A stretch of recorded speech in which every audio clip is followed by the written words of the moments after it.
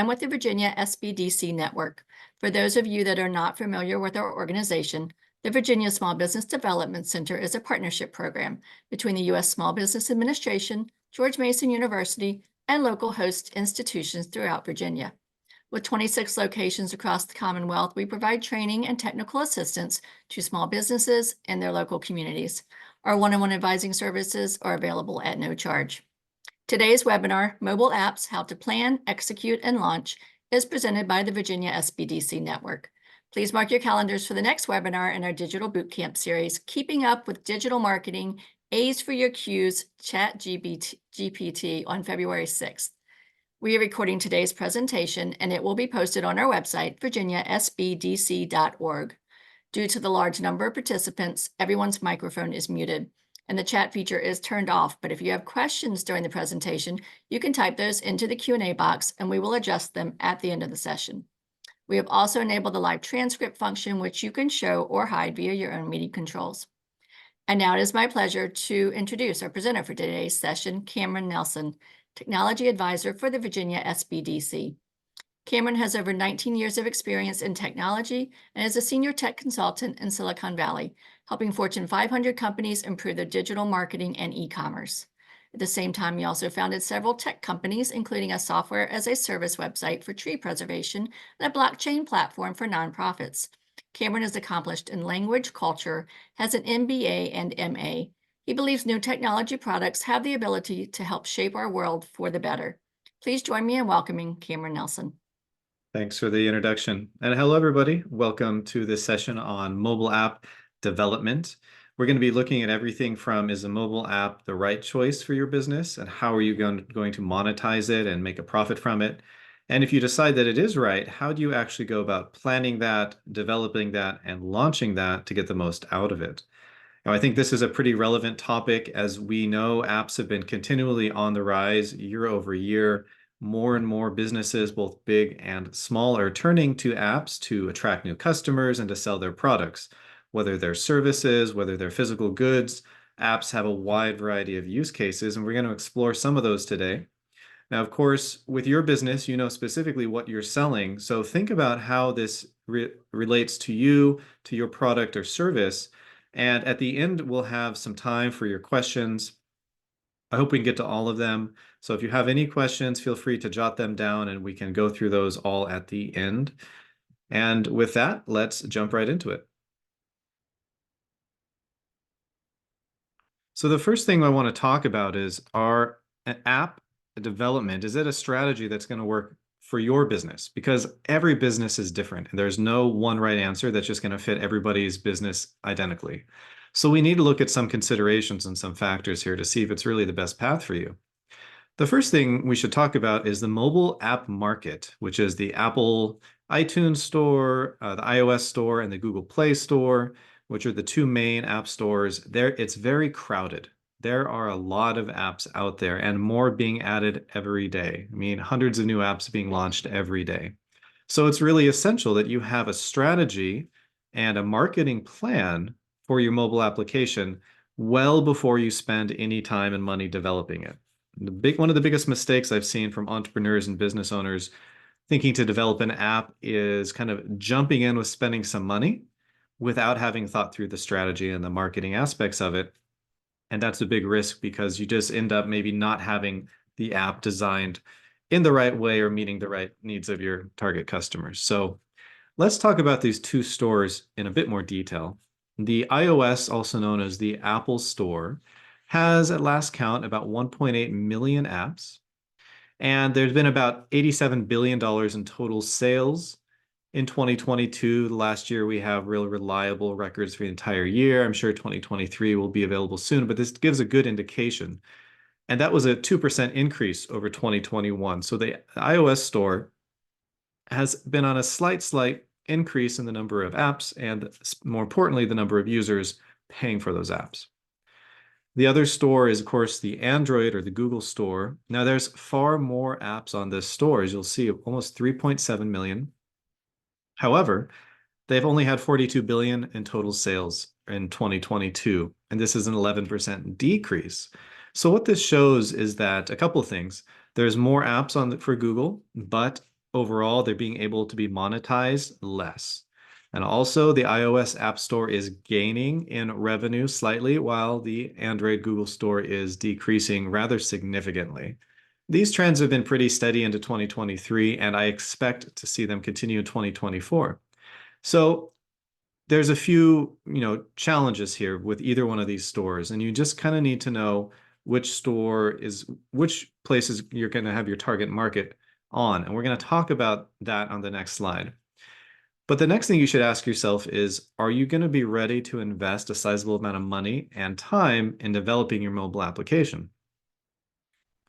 Another problem I encounter quite often with working with first-time app creators, such as yourself, who are going to hire a developer or development team probably to make the app, is thinking they can sign a contract, pay the money, and that team will execute on 99% of the work and they don't have to be that involved.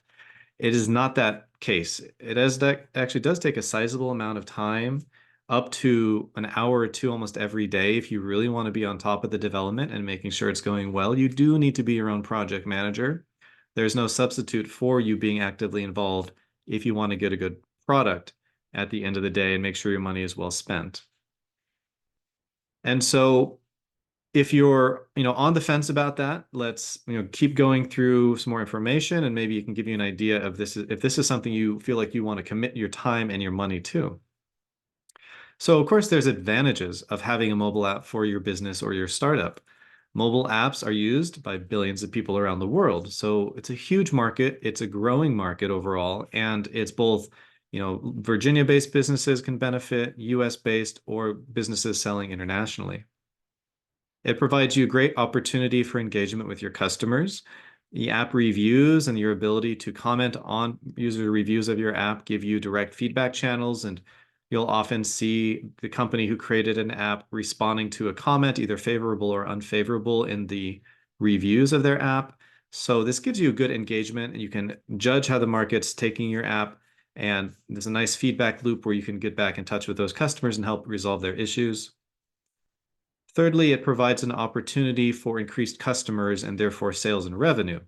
So because these app stores are so gigantic, we're looking at almost 6 million apps on these stores in total, over 100 billion in revenue in total. There's a lot of people looking for goods and services, and especially apps that help solve problems on these stores. So if your business would benefit from having the exposure on one of these stores, it's a great funnel of new customers who are searching them, looking for a good or service like the one that your company is selling.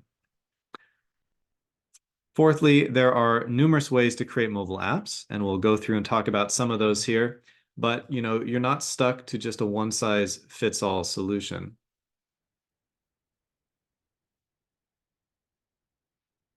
And there's greater profit potential versus existing business models with high overhead, because you are able to be more efficient with your marketing and your operations if your business is more or less focused with an online audience than if you have a large brick and mortar presence. But of course, there are some cautions and some challenges as well. The main challenges that I've seen is that it's very complex in time and scope of a project to accurately determine if your app is going to be hitting the right market and having the right features. So it takes a lot of your research ahead of time to really be sure that your app is the features you're going to pay for are those that are most needed. And this leads to the second caution, which is unexpected issues during app development can lead to a lot of kind of wasted time and effort. So if this is your first time doing it, I would recommend have an advisor who's on your side and working kind of alongside with you, with your developers, to make sure the app is being developed smoothly. And thirdly, if your app fails to come up with some innovative solutions to common problems, like we said, there's so many apps out there. If you look at your industry and your target product or service you're trying to sell, there might likely already be many, many apps out there doing something similar. So you need to make sure your app can be differentiated.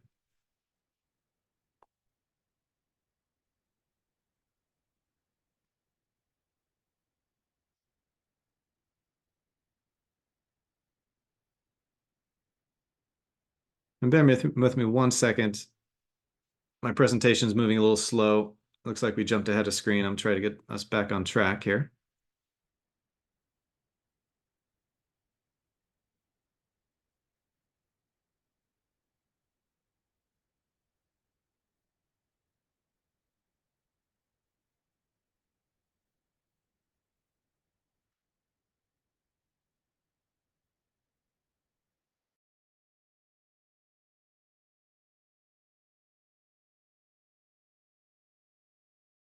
Zoom seems to be moving really slow at the moment, and I'm unable to go back in my slides. I'm going to try to get us back on track here. Just a second.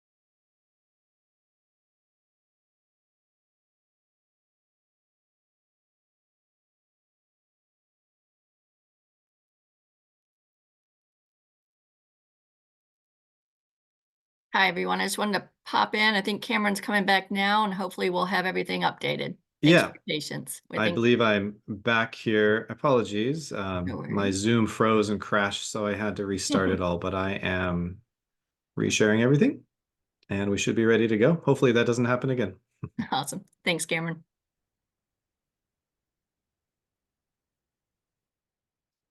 Okay, so we were just talking about the final cautions in creating your app. And the last one here is hiring an inappropriate development team. When you go to look for, a development team to help you create this app, there are going to be tons of options, ranging from local people who might have an office in Virginia, who to international developers who could be in India, China, or other places. There's trade-offs with both options. Local developers are going to be more expensive but have better communication overall, whereas international developers will be significantly cheaper, but you have other challenges.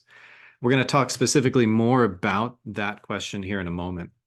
So hopefully now you have an idea of the advantages and cautions in developing an app, and you're getting some sense in your mind if an app is the direction that you would like to go with your business. Next, I want to explore some current trends because app development and marketing and sales changes very rapidly. Several times a year, there's new developments. And so I want to go through some of the main trends. First off, free apps on the app stores account for about 98% of app revenue. So what does that mean? That means that the apps are initially completely free to download, but they have either in-app purchases or they rely on advertising to generate money for the owners. Secondly, gaming apps dominate the app stores in popularity. Here are two that are the most popular ones here in the US, by gross sales. And thirdly, business apps are the second most popular category. So these include things like Slack or Microsoft Teams, or even Zoom would be a business app. Health apps have seen a large increase, with leading apps such as the mHealth and Calm having 3.9 million downloads.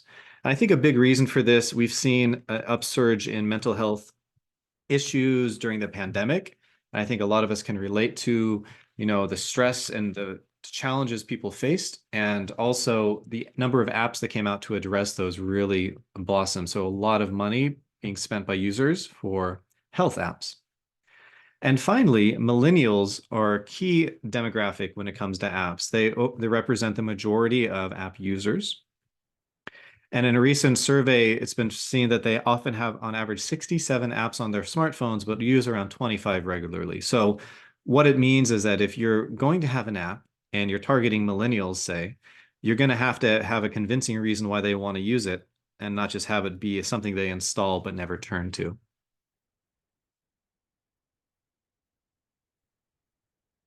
So next, we're going to talk more about this question of the two different app stores. We have Android on one side and iOS, Apple on the other side.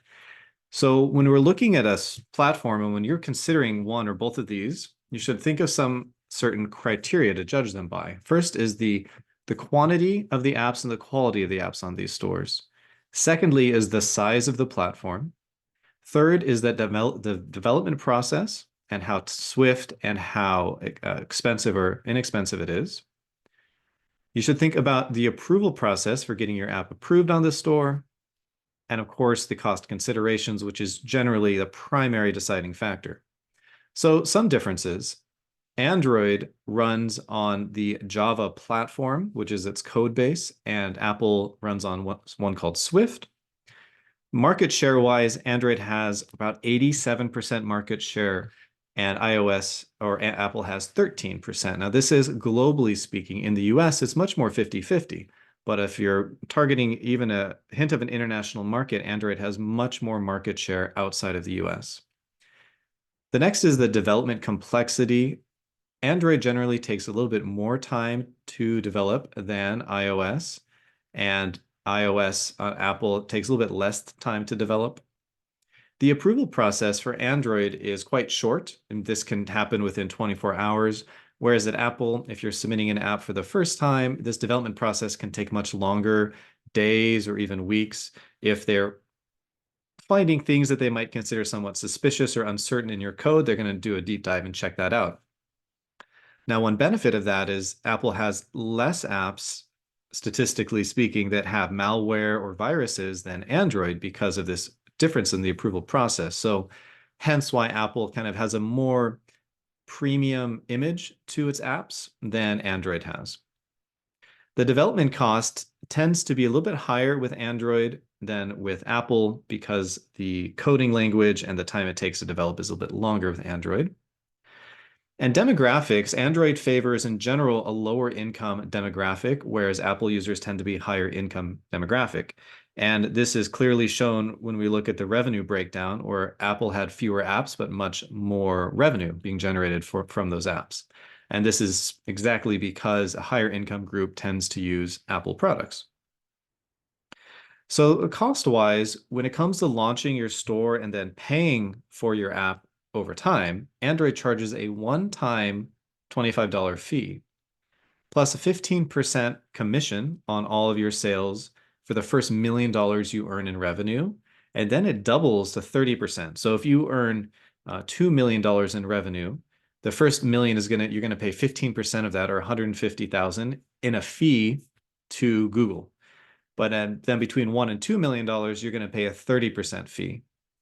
And Apple is somewhat similar. They have a $99 annual fee you have to pay every year, and then a 15% fee on the first million, and then it jumps up to a 30% fee on all the other revenue you make. So a couple of things to note here. If you have ads in your app, are those considered revenue and you have to pay 15% fee on them? Yes, you do. If you have in-app purchases, those also count as revenue. You have to pay a 15% fee on those. It's not just if your app is for sale in the store, it's all these other things, all these other ways you can make money. You do always have to pay the fee.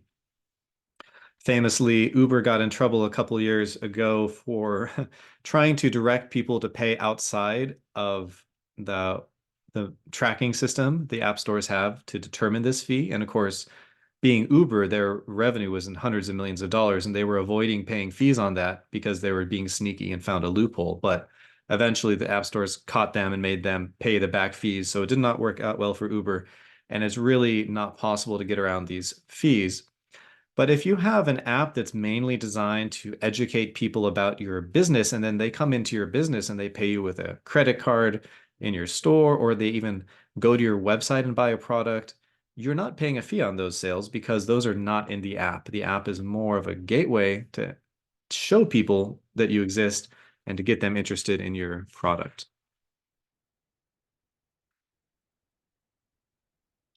So now that we've gone over some of those kind of preliminary things, the bulk of this presentation is going to be in these 8 steps to develop your app.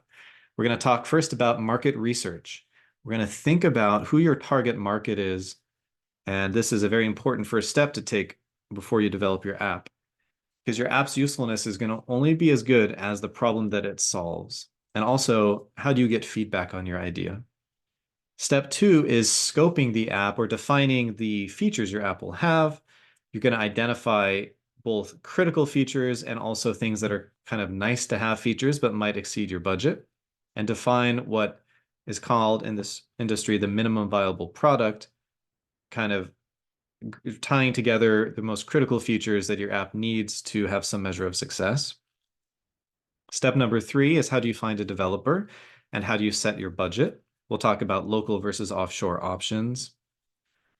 Step number 4, we're going to take a deep dive into planning your business strategy with your app. So if you have an existing business, you're obviously taking some amount of your profits to reinvest and to build an app with. So you need to determine how much you should invest. What is your expected return on that investment look like? And then what features does your app need to actually help you make that revenue and meet the return on investment that you require?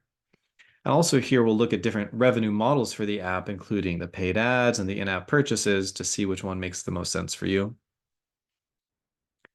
Step number 5 is we identify the target customers in your marketing approach. We'll lump them together into buyer personas, which kind of help you understand certain characteristics of large groups of your target market. And you'll be able to better figure out what their needs and wants are, which both help you in determining what features your app needs to have to really sell to them.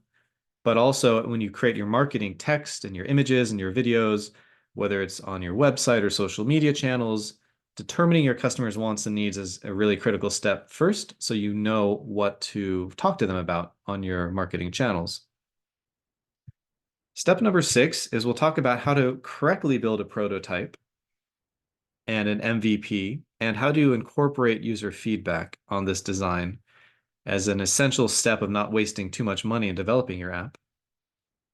Step 7 will talk about different ways to launch an app in a closed beta test or an open beta test. And step 8, we'll talk about how do you successfully promote your app? How do you get it known to people?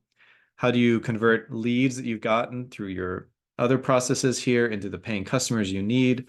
And finally, how do you tie it all together with your social media or paid ads or having other events to market your app?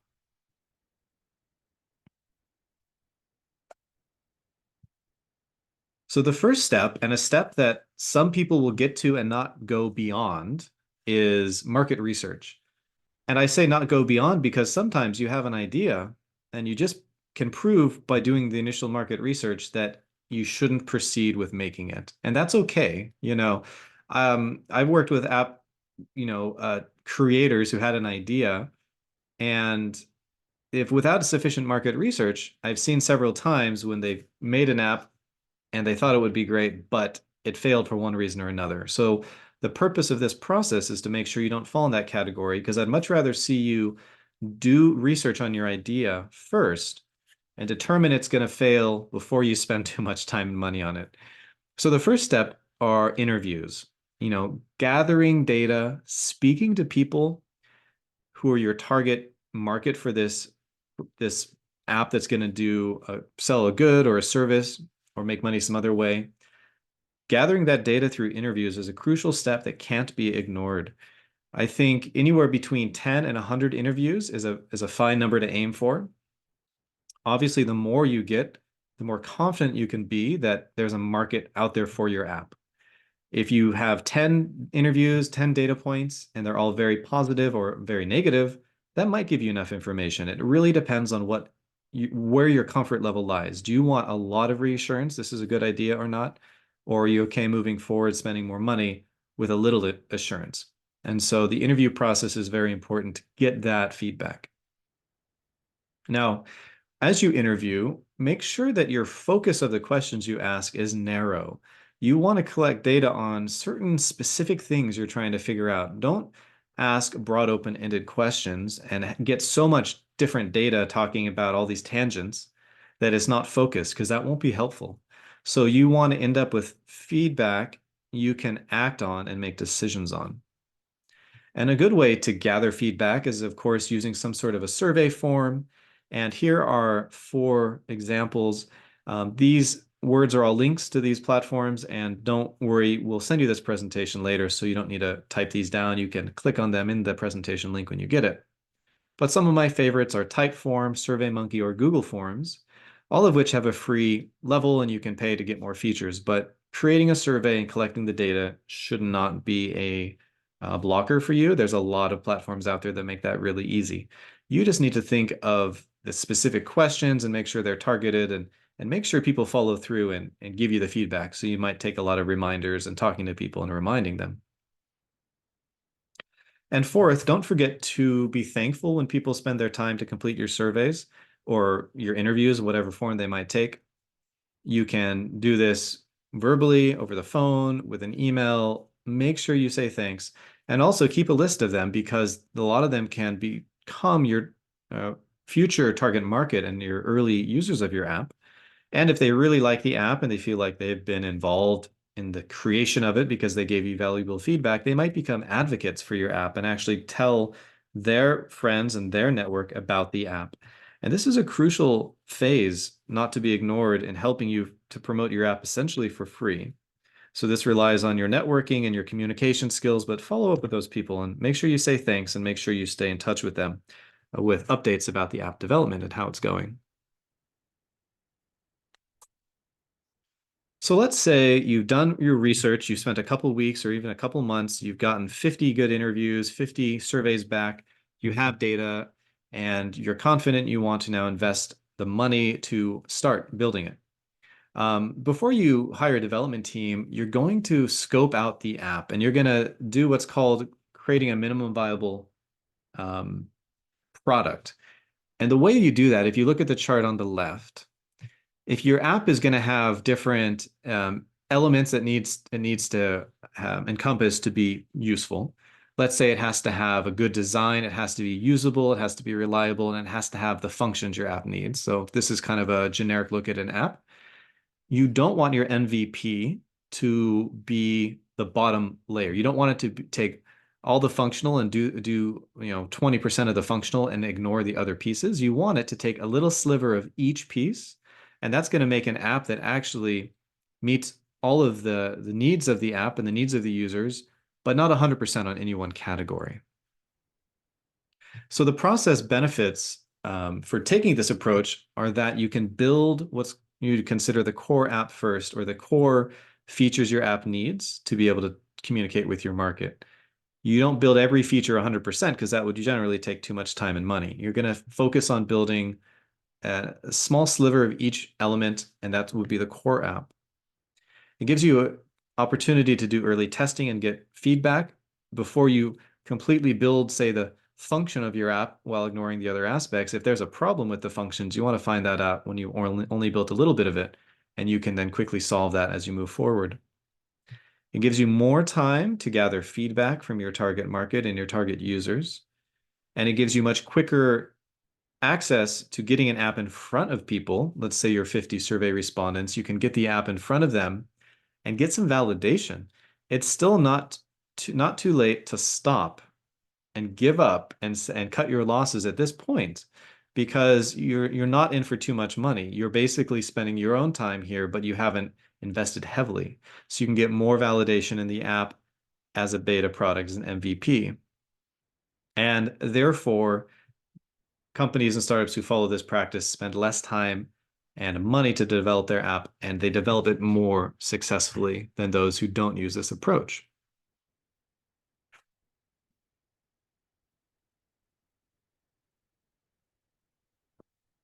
An illustration, I think, that shows this example well is here in these sketches of this vehicle. Let's just consider it. You had an idea to build a vehicle that would move human beings from one place to another. So how not to build this vehicle would be to start with one wheel and then connect it and have two, and then build something like a skateboard, and then build half a car, and then build a full car. Because if you think about it, it's not really functional until you built the full car. None of these other things will really work. I mean, maybe the skateboard kind of, but none of these other things would really work to solve that problem. So how to build the minimum viable product is at the bottom. You would start with a very simple locomotion device, like a skateboard, upgrade that to a scooter, a bicycle, a motorcycle, then the car. So you can see how doing it correctly, even with a skateboard, people can be getting from point A to point B, but each iteration and each version you update in the app brings it closer and closer to your ultimate goal, which is the ideal car, maybe the Tesla, if you like those, or whatever car you love. So hopefully this gives you a good idea just of how the process works with kind of a real world example.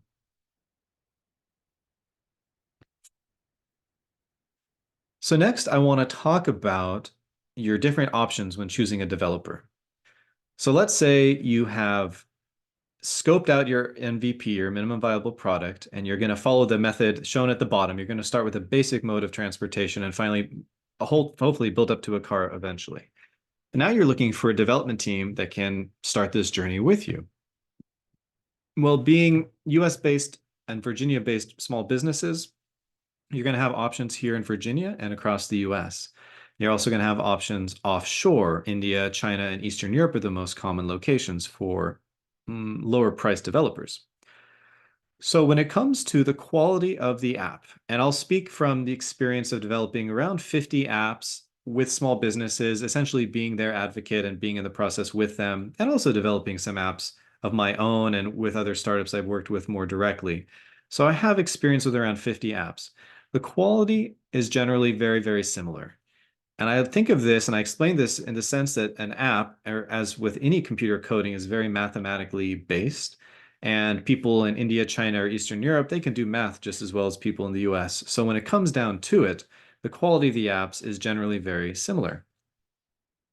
The communication, though, is undoubtedly better in the US. There's several reasons. One, they're going to be probably in your same time zone or very close to it. Two, they're native English speakers. And three, they understand culturally where you're at. And the same can't be said for India, China, or Eastern European developers. Culturally speaking, they're coming at it from a very different point. And I've seen Indian development teams who can speak English great, not understand words and terms that we use in the US because they're different than in India. And also just common cultural things we would take for granted, they didn't catch on to. And this can lead to sometimes delays or frustrations in communication with these development teams. So communication-wise, it's definitely better in the US.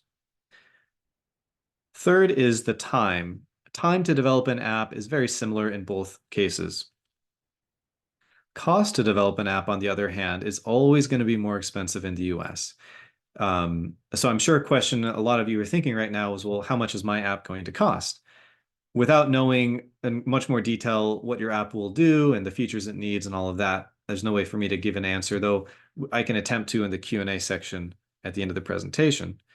But in general, a US app developer will start at costing around $100 an hour, and a better one, an intermediate level one, would be about $150 an hour. And so if your app takes 10 hours, you can see how much it would cost. But an Indian-based developer, generally speaking, they cost about 1/4 of that amount. So $25 an hour, $35 an hour, and that will get you somebody with the same amount of experience. So it's significantly cheaper in India. I have most experience working with Indian developers, less with China and Eastern Europe, but the prices are similar. You can expect to spend around 25% of what you would spend in the US. And lastly, you need to consider the long-term commitment of your developer. Like we showed with the MVP, you want to start with a skateboard and they're going to build you that. But you want to have a roadmap for building the scooter, the bicycle, the motorcycle, and the car. So are they going to be on board to help you build that next version? Because you don't want to switch developers if you can avoid it. That is a headache and it's costly for time and money. So it's a waste of energy. And yes, both development situations are happy to be with you in the long run. All these companies love to create long-term relationships and have a customer come back once they've had some initial success and say, now I'm ready to build these new features in, let's make it into a scooter from a skateboard. So yes, that's the same. So the main considerations are communications better in the US, price is better offshore, and you can decide where you fall on the spectrum of which is more important to you. The next factor that's very important when you're considering building an app is how are you going to make money from it? You know, nobody creates an app thinking that they're going to lose money. So there's got to be a way to make money from the app, whether or not that's directly in the app or whether or not the app is supporting your business somehow, like if you have a brick and mortar store or a pop-up stand at a farmer's market, whatever it is, you need to come up with that revenue model for the app. So here are the 6 most popular revenue models for apps currently, and you can see which one or ones make the most sense for you.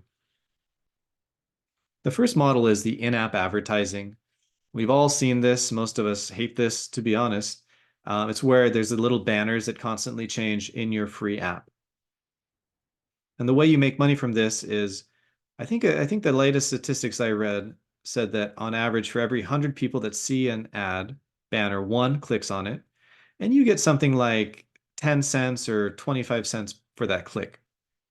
So out of 100 users, you're maybe making less than one penny in ad revenue. So this only really makes sense if you're having tens or hundreds of thousands of users in your app, and then your ad revenue can be very high, and it's kind of a win-win. But until you get to that point, ad revenue is not really going to make sense. And let's face it, it is kind of a downside if you're the user to have ads in your face. So generally speaking, users prefer apps without ads, which leads to another revenue model option, which is an in-app purchase. And this can help you, get your app into the user's hands for free. But then if they want to unlock certain areas of the app or a function, they can buy that when they're already in the app.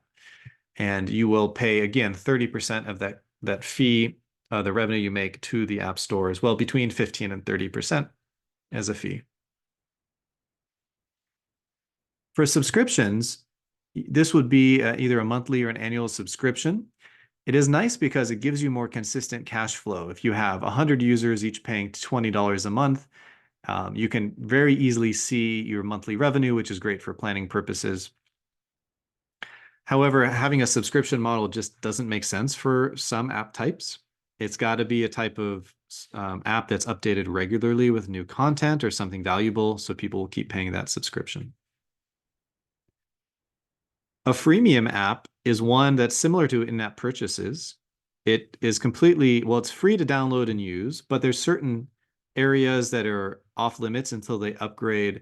So they don't buy a feature like a purchase, that essentially they upgrade from the free version to the pro version and they unlock things.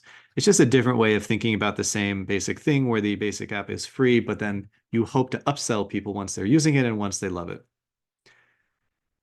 The main challenge with freemium is it can be difficult to determine which of those features should be free and which of them you should give away, which of those will be free and which have to be paid for. The next revenue model are paid apps. So this is very self-explanatory. They have to buy the app up front. There is no free version. It does give you predictable revenue because you can see if you've had 1,000 app downloads and they each cost $5, you can see very, very clearly and predictably how much revenue you're going to make. But like we saw, 98% of apps are free. They do not charge up front. So you would be in the 2% of apps that did do that. And I think the wisdom of the crowd is that you're not likely to get many users if your app is paid for, if you have to buy it upfront. So it's a big hurdle to overcome. You would need some great value proposition in your app or a great marketing strategy to convince people to buy the app upfront, but it can work in some situations. And last one are sponsorships. So a sponsorship could help you.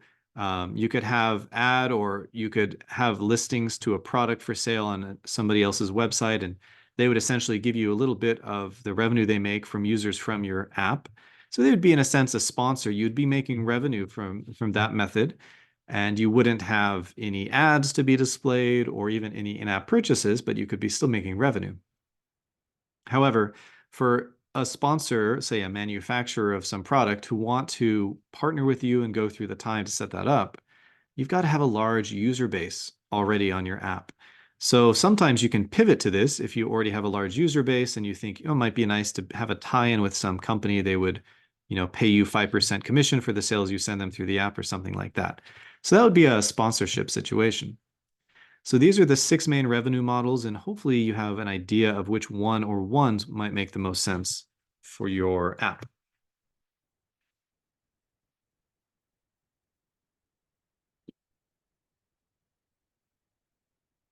So the next thing to consider is, how do you market the app? You can build the world's greatest app that does something, but it can still fail if you don't know how to reach your target market, how to communicate with them in a way that they see the value of your app. So these are 3 approaches that work well in marketing your apps. And the first one is to identify your target customers and build buyer personas. So you need to find out where your target customers are looking for information, or essentially looking for information on the problem you're solving for them. So let's make a hypothetical example that they're pet owners and the problem they have is in dog training. And you have a dog collar that's an AI dog collar that, I don't know, trains their dog for them. So where are they looking for information on dog training, dog collars, or AI help with dog training? Maybe they're searching Google or looking on Facebook or somewhere else, but you need to identify those places, and then you can move on to maybe create ads there or have a presence there. And secondly, you can segment your market into different personas or generalizations of your target buyers. So back to the dog example, let's say about 50% of the people with dogs with bad behavior are retired elderly people, and the other 50% are young families with kids. So young parents with kids and then the elderly, they're going to be looking for information in different places, and they're going to have different needs. When you communicate your AI dog collar to them, you're not going to use the same language, not if you want to effectively sell to these very different types of buyers. So that's why you would segment your buyers. You would identify who these generalizations are, and then work on learning about them and being able to successfully communicate to them in your marketing. Secondly, you need to determine your customers' wants and their needs. Again, this will be done in your research, which you can do yourself. You can do with the help of a SBDC advisor. And there's other, of course, professional marketing firms that would be more than happy to do research for you and help you develop your marketing. But it'll help you to formulate your marketing message. Again, the text, the images, and the video content you use to tell people about your app and get them to use it or buy it needs to be very specific. And you can get feedback from potential customers. You should always solicit that, so you can have an email address where they can contact you, or they can talk to you on their social media pages. You want to have a conversation with them and get feedback from them, which will help you improve your marketing efforts and overall sell more of your app and make more revenue from it. And the final step is, now that you've done these other pieces, you can now build your strategy to reach your target customers. Main places you'll reach them online, at least, are going to be the social media. So Facebook, Instagram, they're essentially the same thing now, but slightly different purposes. You also have Twitter, which is called X. You might also use LinkedIn for your social media. So those are the main platforms right now. You might also consider something like YouTube or TikTok as social media, and that's fair. You can reach your target customers there too if you have a video ad. The next avenue is your paid ads. These are generally done on Google or Facebook. You would, after identifying your buyer personas, what your marketing message is going to be, you can launch paid ads and pay anywhere between 20 and about 50 cents a click on your ad, and that can drive people to your the App Store page to download the app. And so that can be a great way to market directly to target customers who are interested. And then you have additional traditional advertising, so newspapers, magazines, and things like that. But taking these three marketing approaches together is going to give you the best chances of getting your app in front of your target market.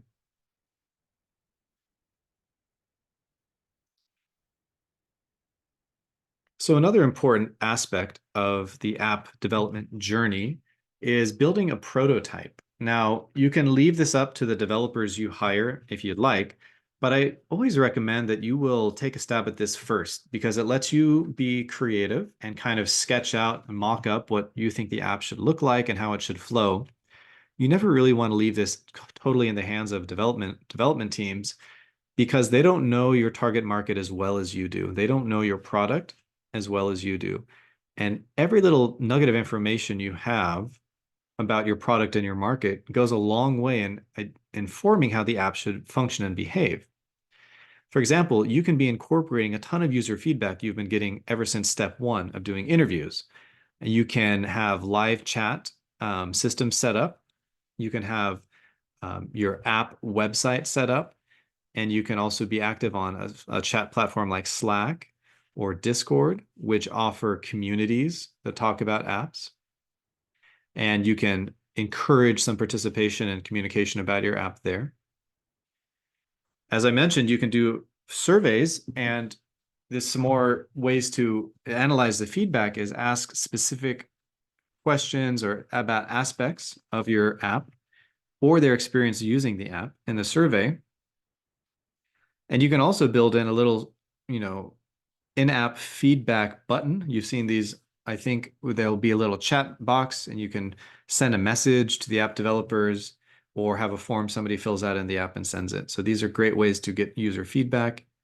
And also, of course, if you have social media pages set up for your business, either your existing social media pages, or if you're more of a startup, you want to create brand new social media accounts for the purpose of this app, you can listen to what people are saying about your screenshots or mock-ups or any information you're putting out there and gauge their feelings and gauge how well they like it.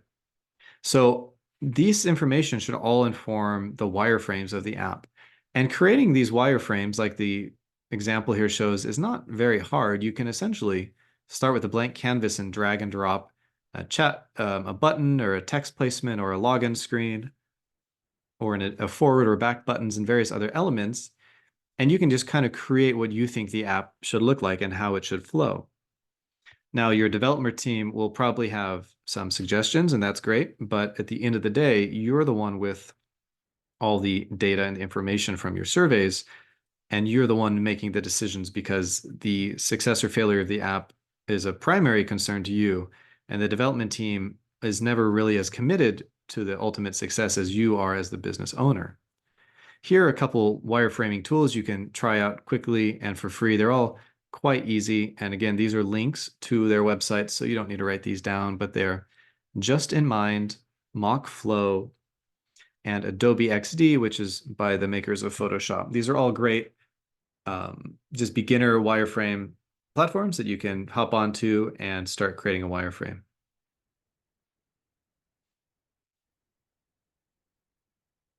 So now that you've developed your market research plan and developed an MVP, and you are ready to essentially launch the app. And the way most apps are launched is by starting with a beta test or a smaller test of the app with real world users to get valuable feedback before you have a marketing blitz and you spend money to get a lot of your main target of users. So this is a small group of your users. There's two different ways you can do a beta test. The first one on the left is called a closed beta test. You'll usually get an invite link and just send that to specific people. It can be anywhere between 5 and 50 or maybe even more. It's going to be suitable for any type of app, but if you feel like it's not really ready to be used by everybody yet, because you know there's issues that might be frustrating to people if you haven't had a chance to kind of explain it to them a little bit, then a closed beta test is the best. You can take some time to invite specific people who already maybe know problems or limitations. And so you're not throwing it in the face of people who expect it to be fully functional and bug-free. On the other hand, an open beta test is a larger group of users and you don't know who they are. You can specify on the app stores that this is a beta app. And so users have a bit of a alert that this app isn't 100% finished. There might be bugs. But again, it's a group of users who are drawn to the app because of the value it provides. And they know it's a beta app, but still they could get frustrated if they find serious bugs or flaws.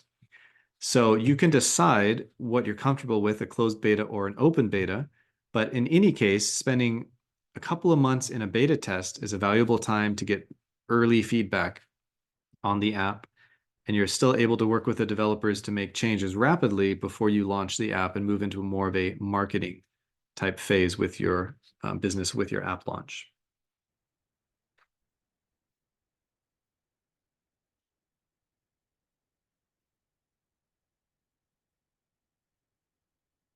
So now that your beta test is complete, let's say you did a beta test with about 50 users, maybe 20 of them gave you critical feedback that you had to improve certain things on, and that's fine, that's to be expected. So you've gone through, you have worked out those kinks, and now you're ready to fully launch and promote your app. So there's a few key elements with promoting your app to make it successful. The first one is your website. So if you already have a website for your existing business, you might feel like you can tie in a mention of your app somewhere on the home page or create a dedicated page for the app with information about it and download links. Or you might decide to make a brand new website specifically for the app, whether or not it's tied to your existing business or not. You can make that decision. Even .app is a domain extension, so you could have something like myapp.app. So yeah, you can create a whole new website, and this is good to have your app on a website somewhere because it does give your app more legitimacy. When people go to the app stores to look at information about the developer or the company behind the app, they can click on that link and go to the web page, which is dedicated to that app. Again, whether it's a subpage of your main business website or its own website altogether. The second important marketing tactic is, of course, social media. This might be the single biggest determining factor whether or not an app gets the number of users that you expect and that are out there. You can have a presence on Facebook, Instagram, Twitter, or LinkedIn. And you can, of course, create posts with text, images, and videos about the app, but you can also follow other people on those social media platforms who are in a similar industry. You can even direct message them and see if they're interested in learning about your app, or maybe you can give them a demo in exchange for them mentioning your app on their social media channels. There's a lot of ways to be creative in your marketing with social media, and it's a huge source to find customers. So you do need to be creative there and try to find innovative marketing ways to get your app and get it noticed in front of your target market. I've also worked with businesses who decided to do what's more maybe traditional marketing, but like a press release about their app. They had a significant presence in a small town in Virginia, and they decided to again put out a press release that they had an app and that it supports functions of the business, so people can go download it and interact with their services that way. You can also create like a launch party, which can be both a virtual thing or in person, though I wouldn't consider the metaverse, Facebook's metaverse. They used to try to host launch parties there, but that kind of fizzled out. But you can still create some sort of an online event or physical and invite people like local media or tech influencers or just influential voices in your industry. It's always a good idea to try to do interviews with local news outlets or something like a tech blogger in your industry to help you promote the app. And lastly, you can seek influencer or celebrity endorsements. So if you know that there's an influencer or celebrity who's in your industry and who supports the type of product you're making or the cause that you're supporting there, or again, the problem that you're solving, you can reach out to them and see if there's any way to collaborate with them. If, having them mention a new app will really instantly give it many, many times more downloads than you'd be able to achieve organically or on your own with your own smaller network of people. So seeking a celebrity endorsement can be time consuming, but it can really pay off if you're able to secure one and have them help you in some limited way to promote your new app. So I hope that information was helpful, and I know it was a lot there. So now I'm happy to answer your questions. You can type them in to the Q&A box, and we will get through as many of them as we do have time for today. And we have about almost a half an hour left remaining. So I hope that we have a lot of great questions. Right now we have two, so we'll go, and they've been on here for a while. So let's see, the first one is there guidance as to what type of questions to ask when conducting interviews for step number 1? And this was back around 12:30, so it's going back a ways. And should these people be current customers or a larger group of people? Yeah, those great questions. So some of the guidance that I would recommend is first, be very specific with what type of questions you ask and what type of data you're looking for. Getting data on all sorts of different, going off on different tangents ultimately won't be very helpful for you to make decisions off of. So think about, well, what decisions do you think you need to make? Maybe it comes down to, should my app have feature A, B, or C be the primary feature? What are people most in need of? So that would be a question that's quite targeted. Would you rather have my app do A, B, or C, right? So you can get that direct type of feedback. So that's an important recommendation when you go about the interview and data collection process. And could you remind me of the second part of that question? Because I know there were kind of two parts to it. Of course. Second part, excuse me. And should these people be current customers or a larger group of people? Yeah, it was a perfect question. So it can be both. I think that if you already have an existing business, you're going to obviously have current and past customers and clients. So they are a great source of people to get this information from. However, some of you are more of a startup and then you're not going to have current clients to rely on. So I would start by, you obviously, if you have an idea for an app, it's obviously coming from your experience. So I'd reach out to like former coworkers, colleagues, friends, family, and your network, and start there and see if you can get some survey results back from sources that you have available. Now, one important thing I'll mention about gathering data from friends and family, especially, and maybe also from work colleagues, but it's rarely unbiased. So the problem is your friends and family are very unlikely to give you critical feedback on your ideas. This is just, I've seen it time and time again. Many app developers and entrepreneurs have said the exact same thing. It's because they don't want to hurt your feelings, right? However, that's really the worst thing that a friend or family member can do at an early stage of app development, because it's going to hurt you much more down the road if you develop an app based on feedback they got saying, oh, this is wonderful, everybody's going to use it. Whereas if they were really holding back critical things you didn't hear, and you might develop an app that's not used or not useful. So if you approach friends and family, be very clear. You don't want it sugar-coated, right? You want the hard truth, because that's the only way that this would be successful. And even then, some will not be willing to give you critical feedback you need to hear. So take all that feedback with a big grain of salt. But feedback from more anonymous sources is much more reliable and much more to the point.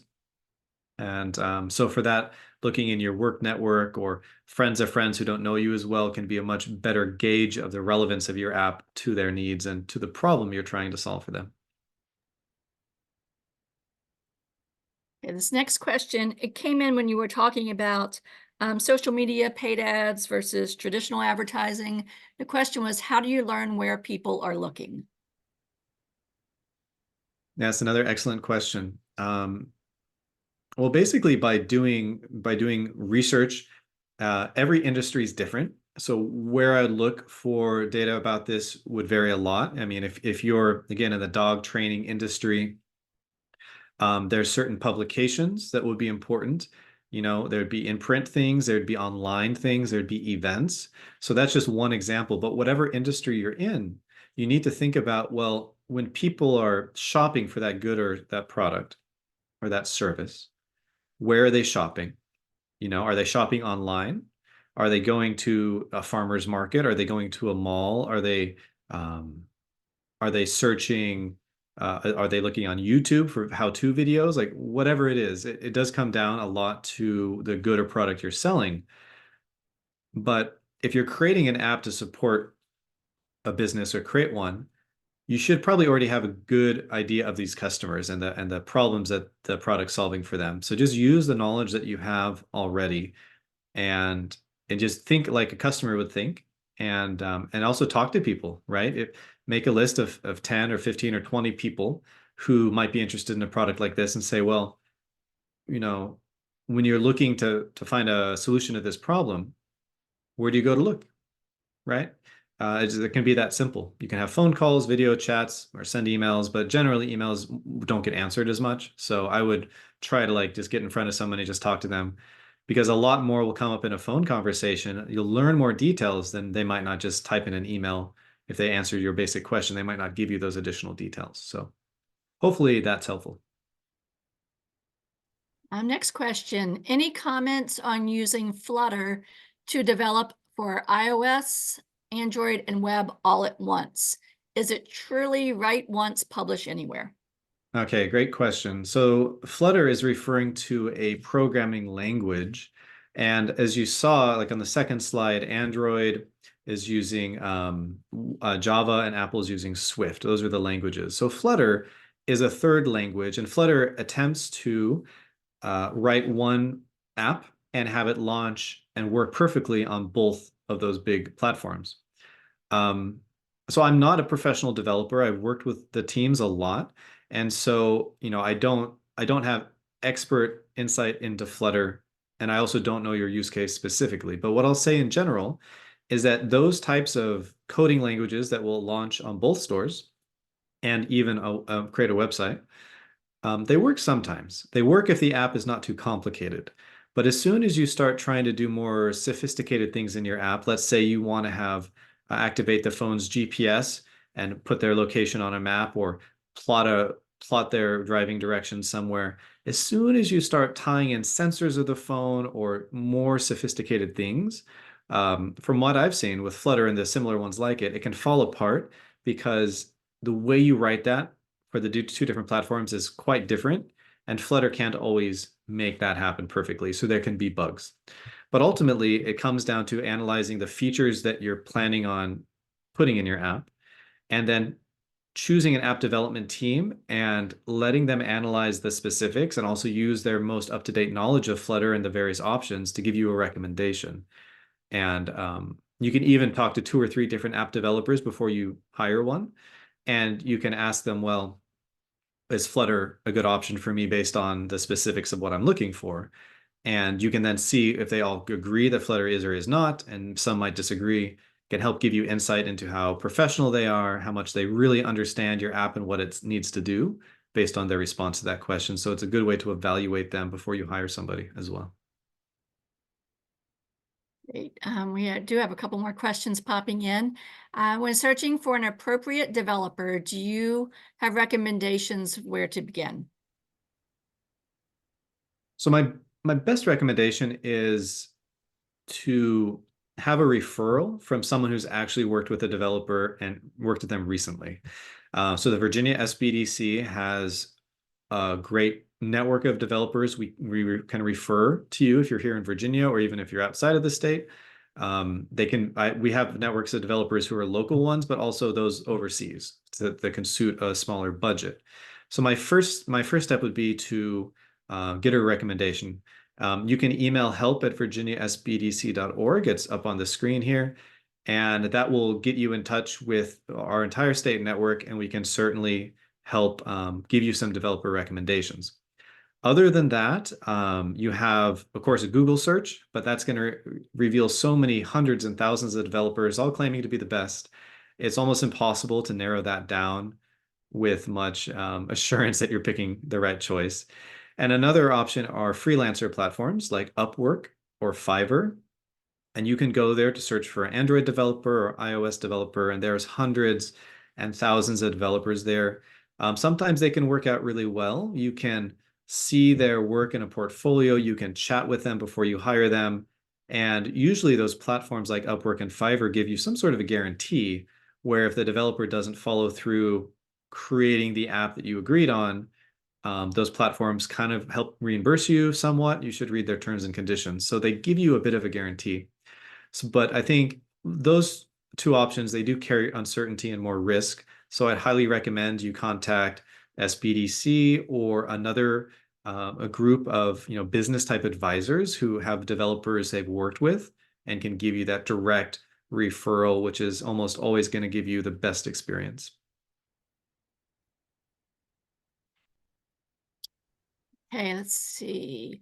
You said that companies typically charge by hour to develop your app. Is there a ballpark number of hours to develop a retail app? We'd have to dig a lot deeper into what a retail app is, and we probably don't have time to discuss what we need to discuss today in this setting. Some of the cheapest apps I've worked on in the last 4 or 5 years, just a very minimal app, they typically come in around $3,000 or $4,000. So you will probably not, with a US developer, you will probably not be able to develop any app for less than around 3,000 or 4,000. Now, if you price that out and in an Indian development environment, it's closer to maybe 1,000 to 1,300.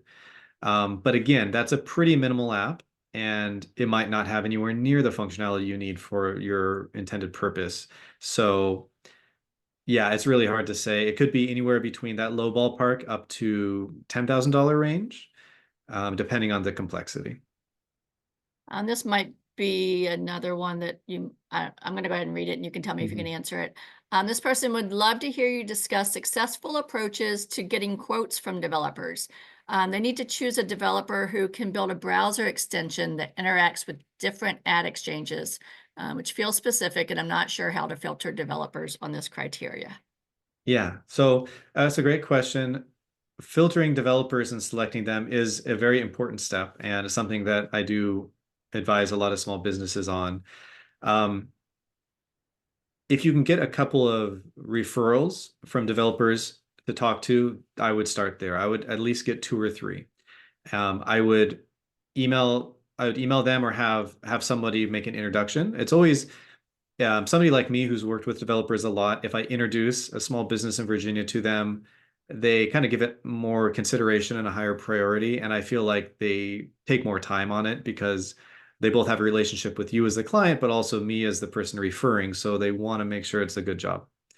So the first thing to do would be to have meetings with 2 or 3 developers and then ask specifically about the browser extension. Have they developed any browser extensions in the past? If so, what are they? They should still be available in the extension stores. So you should be able to go and look at the number of downloads and even the reviews of those extensions. So that's a necessary part of your research on the developers. If the developer has said, I've never made a browser extension before, but I can do it, I would put them at the bottom of your consideration. I would really prefer a developer that has already done at least one, preferably multiple browser extensions that you can also look at and look at those reviews. If they've got 50 positive reviews and thousands of downloads, you can be pretty sure they'll do a solid job on your extension too. But if they don't have that prior experience, I wouldn't rely on them, no. When should you consider trademarking, copywriting your idea? Is it safe to begin working with a developer before having either of these secured? Great question. I can speak from my experience, but I will say I'm not a legal advisor. So it is also something I'd recommend you speak with, a startup or a copyright attorney about at one point or another.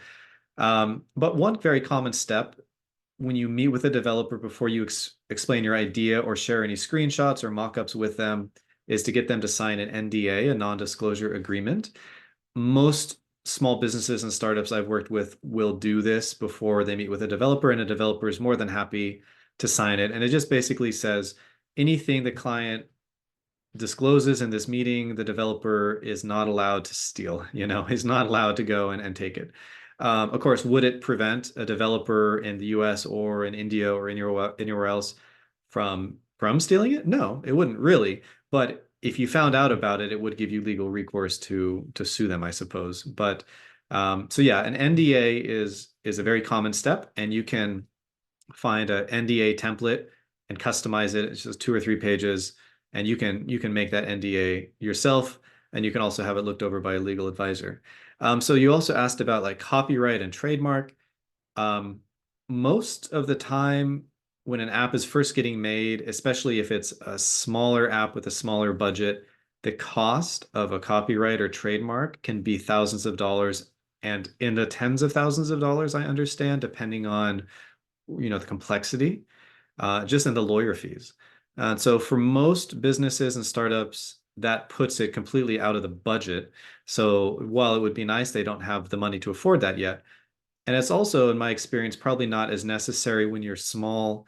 You can, if you have a lot of revenue from the app and it's growing, you could always consider reinvesting some of that and getting a trademark or a patent even. But at the early stages, if your budget is limited, it might be a choice between trademarking it and actually developing it because they could cost a very similar amount. So you can see most people would prefer just to develop it first and to see then how well it actually works. But I always recommend you check with a legal expert before you make any of those decisions because they're going to have more thorough information than I do. All right, we currently have 5 questions in about 15 minutes. Okay. Should I actively promote a working prototype publicly to increase engagement or focus on making it more functional under stealth? Well, I mean, that's a good question, and I don't know if there's one answer that is always right in that situation. It depends on how much feedback you've already gotten, and are you confident in the feedback you've gotten that it's pointing you in a clear direction?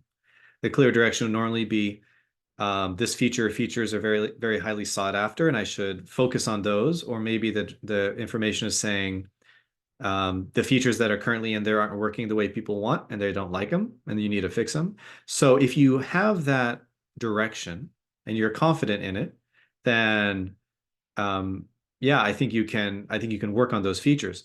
If you don't have that direction yet, you need to do more beta testing most likely to get there and to get confident. But there's a lot of variation in my answer because it depends where you are on that kind of gradient. So I'd encourage you to see how confident you are in the direction your feedback has given you so far, and then make your decision based on that. Okay, this next one's a little long. So let's see. I have built an MVP using Bubble, a no-code web app platform, and I'm preparing for beta testers. These people are individuals who have expressed interest in my app and or completed some form of user research, a lot of friends and family. I'm still trying to see if these individuals would be willing to pay for my app services if I find that they are not purchasing or not my ideal target user. Do you suggest I target for a new group of beta testers? And if so, what are your suggestions for doing that? Yeah, so if you have an MVP, minimum viable product, so you have a working app and you're having a group of beta testers, but they're signaling that they wouldn't pay for this app you've made, it's a challenge, right? Because you need to make revenue, you need to make the money back and make a profit, hopefully. But you need to figure out a way people are willing to pay for that to get you there. So if you feel like your initial group of beta testers is definitely your target market, I would double down and go back to them and say, look, in what scenario will maybe present several payment scenarios. Would you be willing to see a paid ad in this? Would you be willing to have an in-app purchase? At some level, you've got to make money. And so if they don't want to buy it up front, you do need to explore other revenue making options. However, if you feel like the group of beta testers maybe isn't exactly your target market, then yes, I think what you said in the second part, you should definitely go after a different group of beta testers. Maybe, I mean, I don't know the industry you're in, but you could look at trade groups, unions, or even university groups of students. And if maybe they're getting a degree in the industry that your app is in, you could say, hey, students, maybe beta test my app. So a lot of professors are willing to do that for especially computer science students as part of like kind of their education. So you can even reach out to professors at local universities and just look at your contacts, and maybe try to find a different group of beta testers who are more relevant in your market. But yeah, it's always good to eliminate possibilities. And if the first group of beta testers isn't willing to pay, maybe they're not the right type of people, and you need to go find the right type of people. Let's see. I like that. Going to the university. That's a great idea. Let's see. What are some deciding factors on building a native app versus a mobile responsive app? Right. So we talked about Flutter, and I believe the other one was called Bubble. Those are platforms that are kind of develop it once and it deploys on both places, like a hybrid. Native apps are, on the other hand, writing in the coding languages of Swift or Java, those two languages for the two stores. So there's pros and cons between doing the native approach and then the hybrid approach, which would be like the Bubble or the other one that we talked about. Again, I'm not a full-time developer, and I mainly look at this from a business point of view. So when you take your app requirements and the features and the mockups you have to a developer team, and you say, you'll ask them, well, what's best? Should you want to write this natively or in a hybrid language? And what are the pros and cons, right?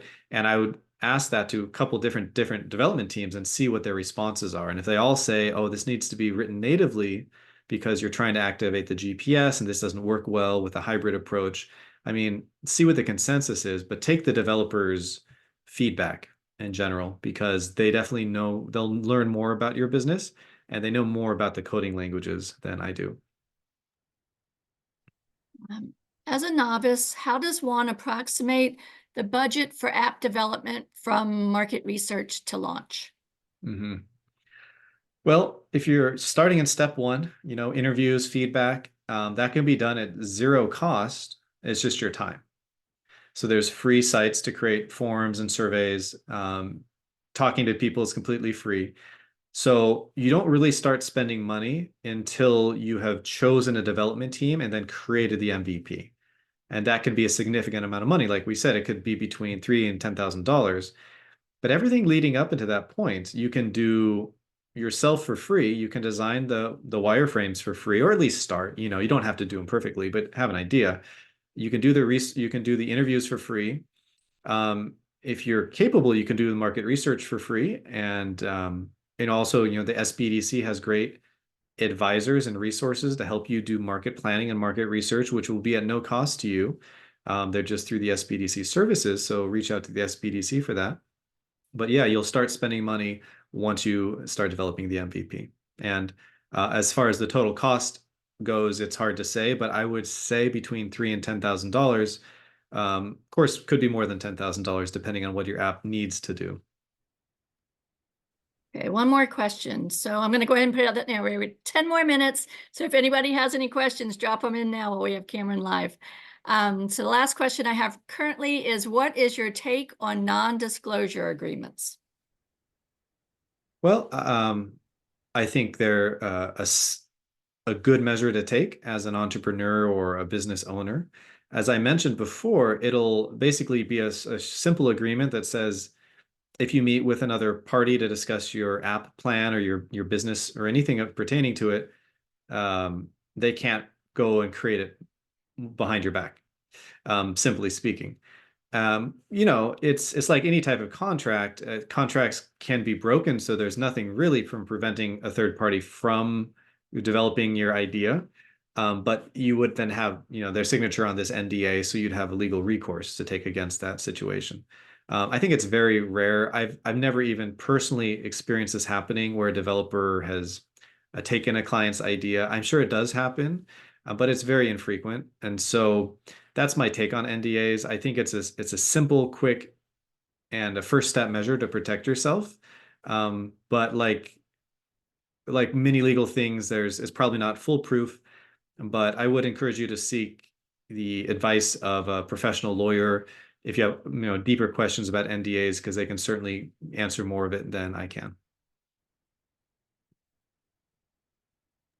Sorry about that. So in addition to that question, it said, particularly during idea development beyond developers. I think that was an addition to that question. It was just.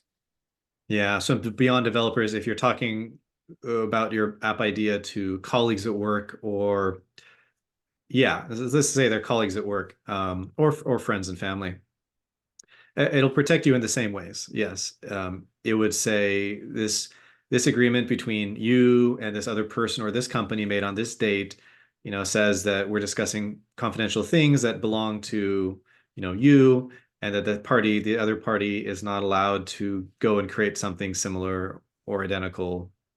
Essentially that's what an NDA is about. And so, yeah, you could definitely have that before you have a conversation with anybody. It could even be like a business advisor, a consultant. It doesn't have to be the developer. And yes, and there's, like I said, they're essentially free. You can find a template online, and there's no real reason not to have an NDA signed, unless it's, with, I don't know, you're a close relative who'd be offended that you'd even take that step. But, whatever you feel like you should do to protect your idea. We had another question pop in. How do you protect yourself if you have someone doing work for you and they refuse to hand over the assets or work materials they created? Well, that's a pretty easy one. You refuse to pay them. Yeah. So whenever you work with a development team, especially the first time, they might ask for, 50% of the contracted fee up front and like 50% at the end or something. I've even heard them asking for 100% up front. You never want to agree to that. The best policy for you as their customer, their client, is to have a series of milestones where you spread out the payment. So it might be 20% up front, and then another 4 batches of 20% once the wireframes are done, once the MVP is done, once changes to the MVP are done to your satisfaction, and so you reserve payments until you are getting important parts of the work done to your satisfaction, and then you'll pay. Any developer that's legitimate, who's been around for a while, will not complain about that. But they don't always offer that. That protects you as the client more than it protects them as the developer. So they prefer to get their money up front. You prefer to pay them all at the end. So it's kind of a negotiation of where those milestones are, but I would definitely space them out. Okay. We don't have any more questions at the moment. We're down to about 5 minutes. So unless something drops in, Cameron, if you have any closing words before I finish us out for the day. Sure. Yeah, well, I mean, I apologize for the technical mishap earlier. I have no idea Zoom froze. It's weird, but I'm glad it worked now. And I hope that this was informative and gives you some perspective on the challenges, but also the upsides to developing an app. And we do have a once a month boot camp on different technology topics. They're on the virginiaspdc.org calendar of events, and I will be doing one a month, and we have a lot of other important events that you can attend as well. So I encourage you to make use of those opportunities. Fabulous. Thank you, Cameron. And thank you everyone for attending today. You will receive an email with a link to the recording and to the slides, and bear with me 1 second. We had one more question, so we got a minute, so we're gonna go ahead. So someone's asking to consult with you one-on-one. And as you said, just email help@virginiaspdc.org and we'll get you set up. So thank you for that. And thank you for that question. So we will wrap up. I think we are about on time now. So again, an email is going to go out with the recording and the slides. So as Cameron said earlier, you could click on all the links of all the important information he put in there. If you would like to sign up for upcoming webinars or access the recorded webinars, you can visit virginiasbdc.org/training. This webinar and other SBDC resources are designed to be used in collaboration with your local SBDC advisors. You can sign up for a free and confidential session by emailing help@virginiasbdc.org or via our website. And we do hope to see you at our next session. Take care, everyone. Thanks, everybody. Bye. Bye-bye.